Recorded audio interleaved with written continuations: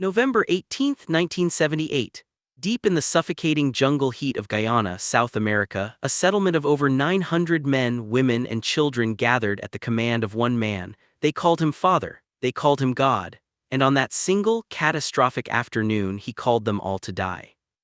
This is not a story about a cult, not exactly. This is a story about the terrifying, seductive, almost incomprehensible power of belief, about what happens when a human being is stripped slowly, methodically, lovingly of every anchor to reality, every connection to the outside world, every instinct toward self-preservation, until they are left with nothing but devotion to a man who is already drowning in madness. This is the story of Jonestown.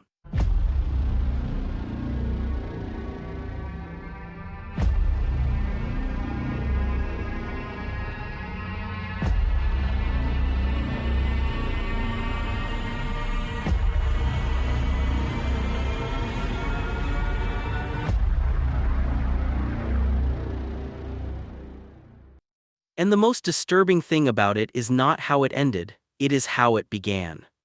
Because it began beautifully. James Warren Jones was born on May 13, 1931 in Crete, Indiana, a small, wind-bitten town that offered little comfort and less future. His father was a veteran of the First World War, emotionally broken, largely absent. His mother Lynetta was fiercely unconventional for her time and place, a woman who believed her son was destined for something extraordinary. She told him so constantly. She wove that certainty into the fabric of his childhood like a thread you cannot pull out without unraveling the whole garment. Jim Jones grew up knowing in the deepest possible way that he was special, that he was chosen, that the rules of ordinary life did not apply to him.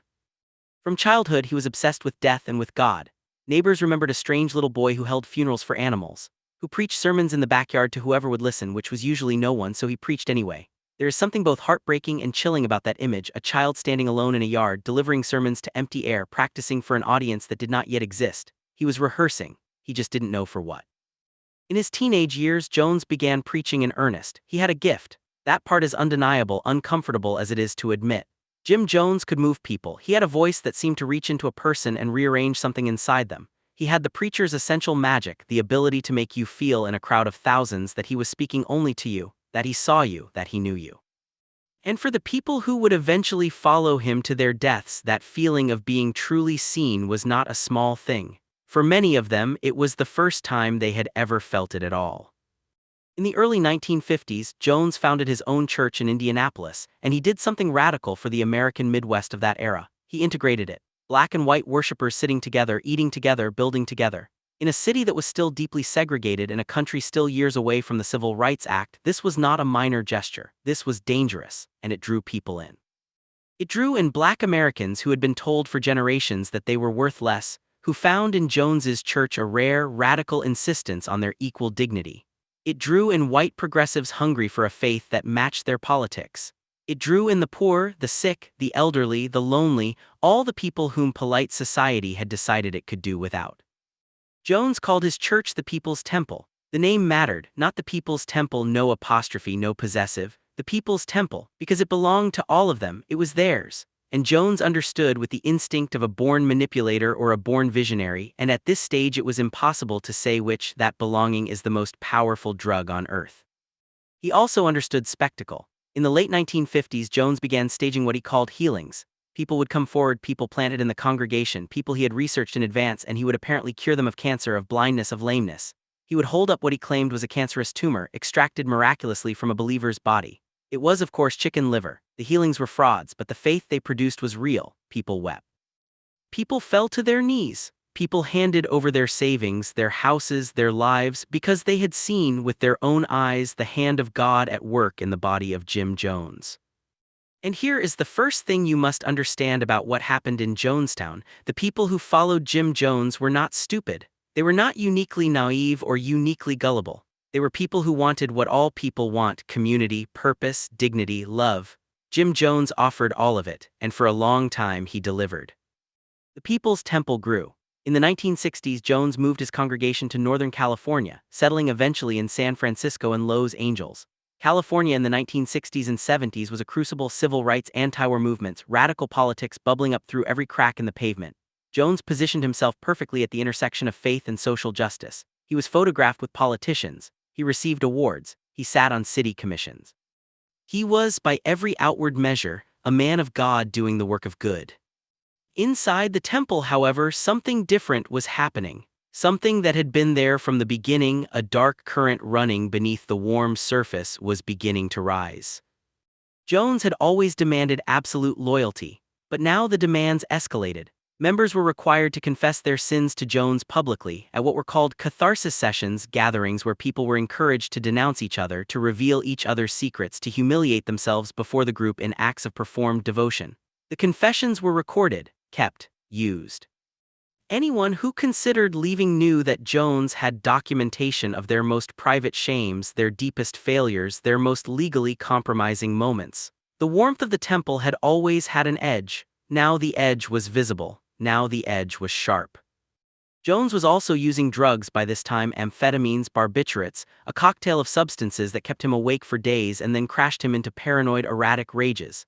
He preached that the United States government was about to launch a campaign of genocide against Black Americans. He preached that nuclear war was imminent. He preached that only the people's temple, only he could save his people. And the more isolated his congregation became from the outside world, the more dependent on his version of reality, the more plausible his apocalyptic warnings seemed. There were defectors, there were people who looked at what the temple was becoming and walked away, but walking away was not simple. Jones had their confessions. He had their families, because entire families, entire social networks, had folded themselves into the temple, and leaving meant losing everyone you loved. He had people assigned to watch members, to follow them, to report back. And he had cultivated over years a culture in which the voice of doubt was the voice of betrayal, in which questioning Jones was not just wrong but wicked, not just disobedient but dangerous.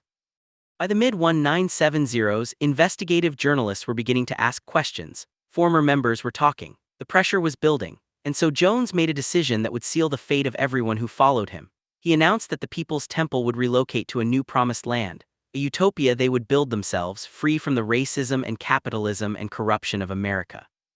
A place in the jungles of Guyana in South America where they would prove to the world, to history, to God, that a better way of living was possible. He called it Jonestown.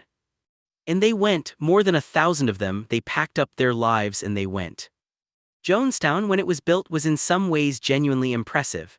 Carved out of the jungle through the sheer labor of believers, it had dormitories, a school, a medical clinic, agricultural fields. Children played, meals were cooked. For a moment, a brief, fragile, already doomed moment, it looked like what Jones had promised. A community, a family, a home. But the jungle changed things. Or perhaps it simply removed the last layer of disguise from things that had always been true. There was no escape from Jonestown. The jungle stretched for miles in every direction. Armed guards patrolled the perimeter. There was no money, no outside contact, no freedom of movement. Jones controlled the food, the medicine, the mail, the radio. He controlled, as much as any human being can control such a thing, the information supply. What his people knew of the outside world was only what he told them. And what he told them was that the outside world was a nightmare, racist, violent, irredeemable, and that they were lucky to be here in this clearing in the jungle under his protection. He preached for hours over the camp's loudspeaker system, day and night.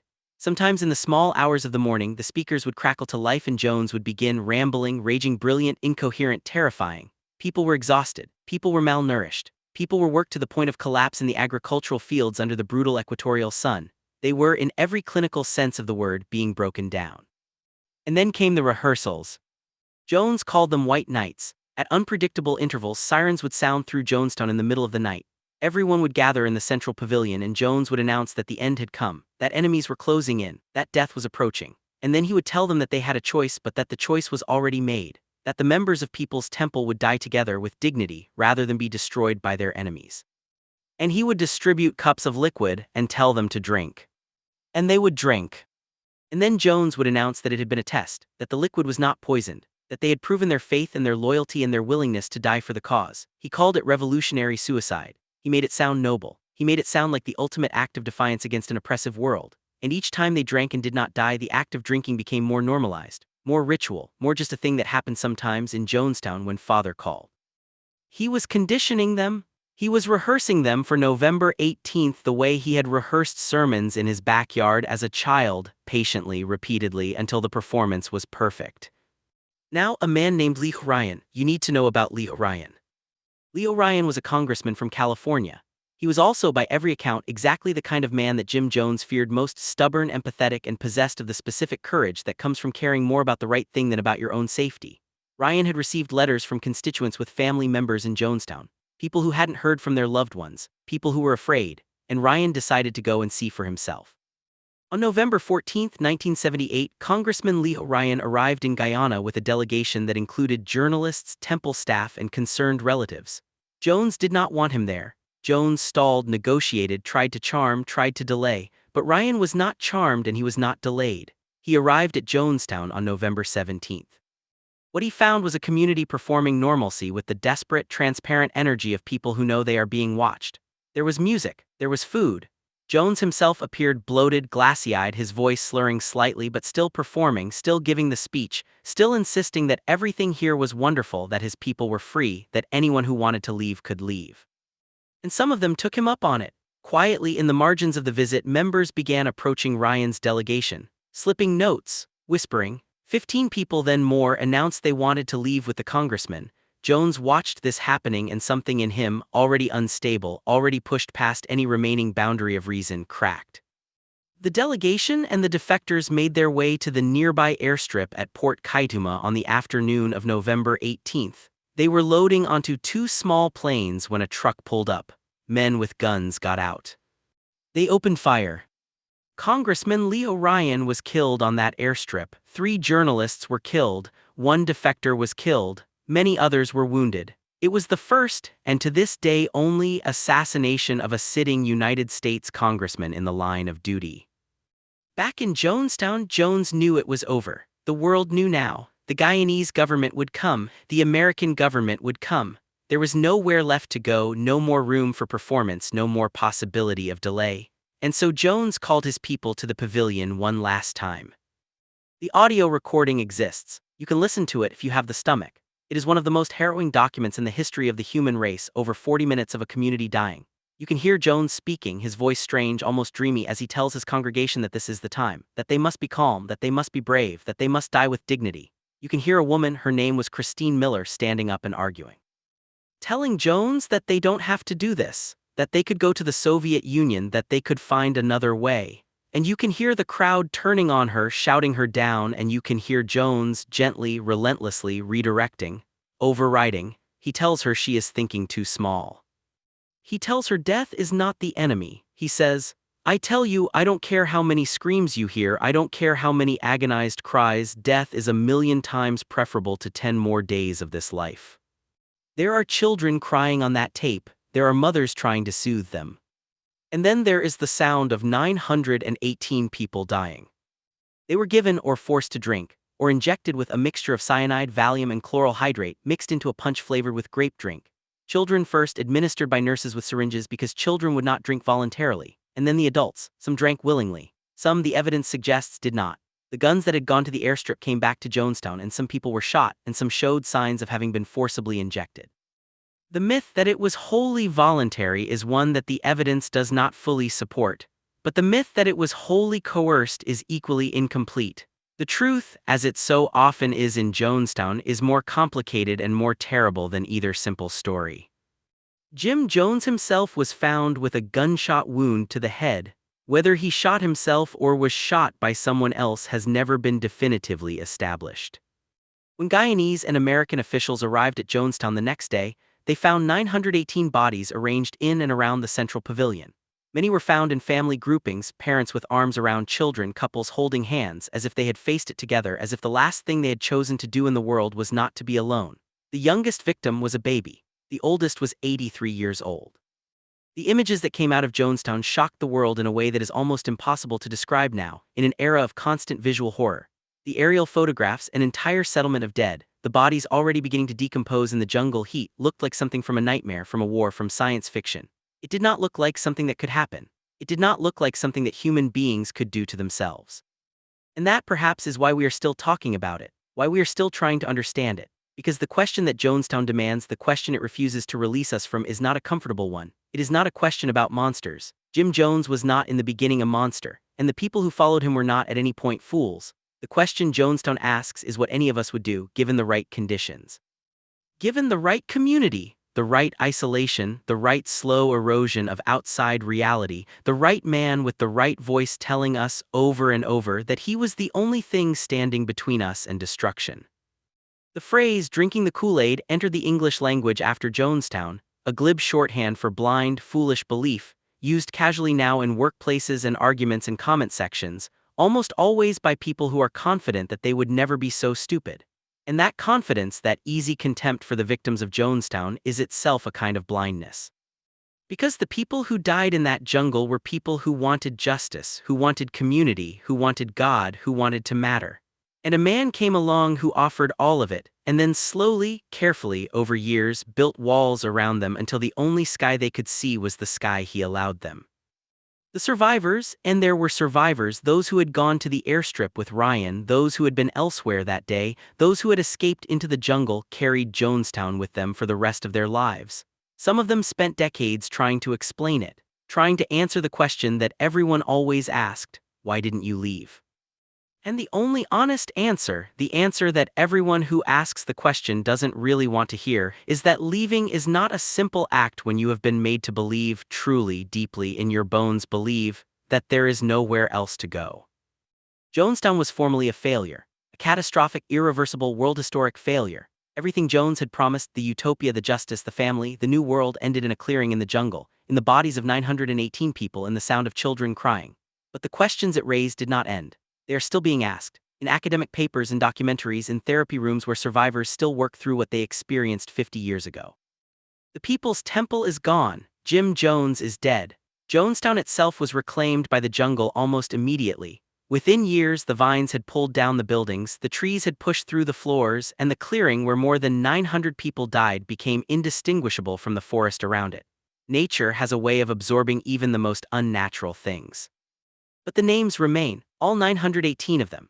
And the youngest one, John Victor Stone, who was just 3 years old, and the oldest one, who was a woman who had found in the People's Temple the first community that had ever truly welcomed her. All of them, from every background, from every walk of life, united in death in a jungle they had crossed an ocean to reach, because a man told them it was paradise. We remember them not as fools, not as victims of their own stupidity. We remember them as people, complicated, hopping, imperfect, fully human people, who were taken somewhere they could not come back from, who were loved into a cage so slowly that they never saw the bars go up. And if that truth is uncomfortable, if it makes you squirm a little, if it makes you wonder what you might have done in their position in that time with that man with that voice, then good. That discomfort is the most honest thing Jonestown can give you now. Because the world is still full of people who want to belong. And it is still full of people who know how to use that hunger. And the distance between a community and a cult is not always as wide as we tell ourselves it is in the daylight when we are safe, when we have not yet been asked to drink. Stay curious, stay critical, and never ever stop asking questions, especially of the people who tell you that questions are betrayal.